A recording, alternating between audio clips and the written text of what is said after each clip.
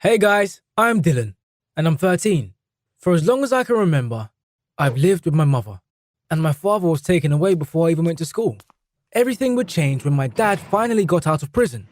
Mum and I went to the station to meet my dad. The train arrived and people started to get off. As I was trying to guess which one of them was my father, a big, tall man came over, leaned toward me and said, "Hey Dylan, I already forgot what you look like, son," and hugged me tightly. He kissed my mum and we went to the car. The whole way I couldn't stop looking at him. He looked exactly like I imagined. A big, strong dad who would be an example for me and would be able to teach me everything. The good days were finally here. We walked, talked, had fun and made up for lost time. I showed him photos, told him about school and friends, and he enthusiastically listened and asked me about everything. I was so happy that I now had my father back. Dad started looking for a job and went on interviews pretty often, but every time he'd come back home sad. He kept getting turned down because of his criminal record. I heard just how angry he was after another rejection. "I redeemed myself," he said. "I have the right to live a normal life."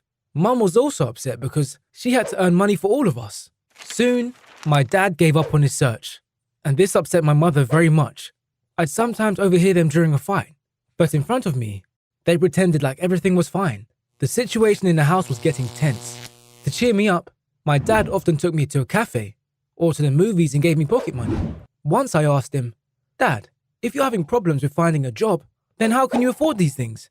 He smiled at me and said, "Dylan dear, I will always find a way to make you happy." When he said these words, I felt so warm and comfortable. I instantly forgot about all our problems and believed that everything would be fine.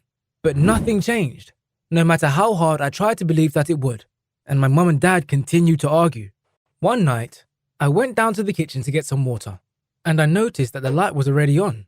Downstairs, I saw my dad whispering with an unfamiliar man. The stranger had huge, strong hands. He inspired fear with just one look. He noticed me and smiled. "Wow, is this your Dylan? Why don't we take this fighter with us? He's just small enough. He could come in handy," and laughed terribly. Dad pulled him up. "Shh," he sent me to my room. "Go to bed, Dylan. You have to get up and go to school soon." I fell asleep trying to figure out who the stranger was and what he was doing at our home at night. In the morning, we had breakfast as usual, and the curiosity was eating me up. So I asked my dad, "Who were you with last night?" He seemed scary to me. Both of my parents looked at me, and there was an awkward pause. "You must have dreamed that, son," my father began to say. "Dylan, go to your room," interrupted my mother. She said it very harshly. I immediately knew what would happen next, and silently left the kitchen. Yep, they began to fight again. But this time, Mum was just as mad.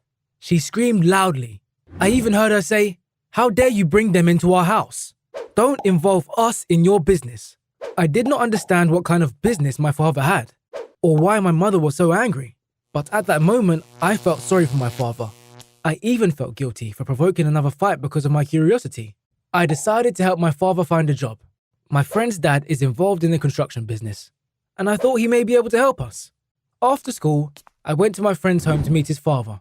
He turned out to be very friendly and said that he always needs good workers. He gave me a phone number and said to have my dad call him. I was so happy on the way home because once my father finds work, my parents will finally stop fighting. My father was home when I got there. "Hi, Dad. I heard something from a friend of mine. His dad is looking for workers at his construction company. I thought maybe you might like to give him a call. The work is hard, but honest." On the word honest, Dad gave me an irritated look and replied, "Great, son. Thanks. I will definitely call him," and put the piece of paper with his phone number in his pocket. It was then I realized that he didn't want to work, and this was the only reason he couldn't find a job earlier. I began to suspect that he only wanted to deal with his business, and I was so afraid it would end badly. This thought disturbed me so much that at night I couldn't sleep. Suddenly, I heard footsteps outside my door, and I went to see who it was. I saw that my dad was about to leave the house. "Dad, where are you going in the middle of the night?" He turned to me and said, "Dylan, I need to work." "What work, Dad?" "With that scary stranger. I found a normal job for you." "Son, I do what I can to earn money, and I do it for you and your mother. I promise we're not doing anything bad, and everything will be fine. Tomorrow I'll call about the work at the construction site, okay?" I hugged him and he said, "Now go to your room. You have to get up early. The next morning was unusual. Dad was absent at the breakfast table, and I had no appetite. I couldn't even finish eating an apple. I wanted to throw it away as soon as I got near the trash can. I saw the piece of paper with the phone number on it, the one I'd given my father yesterday. I felt sad. Dad wasn't even going to call about that job. He just lied to me to get me to leave him alone. At that moment, the phone rang. Mum answered and immediately turned pale. She listened for a minute, hung up and said, "Your father is at the police station." Then I remember everything in a fog. I went to the police station. The officers asked a lot of questions. They said that my father had committed a robbery. I couldn't believe this until the policeman showed us a video of two people breaking down a door into somebody's house. One of them was huge. At that moment, I realized that it was my dad and that horrific stranger. The next time I saw my father was in the courtroom. I didn't even want to look in his direction.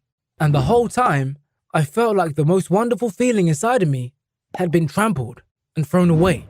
My father was back in prison, and now I knew why.